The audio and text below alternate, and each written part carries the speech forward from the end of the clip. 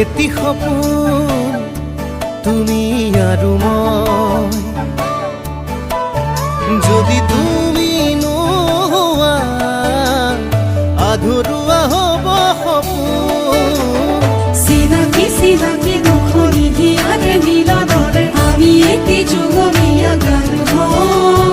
পক্ষী পক্ষী সপোনৰে মিঠা মিঠা লগনতে একা যদি মৰমৰে সাক্ষী হৈ ৰওঁ। এটি সপোন তুমি আৰু মই, যদি তুমি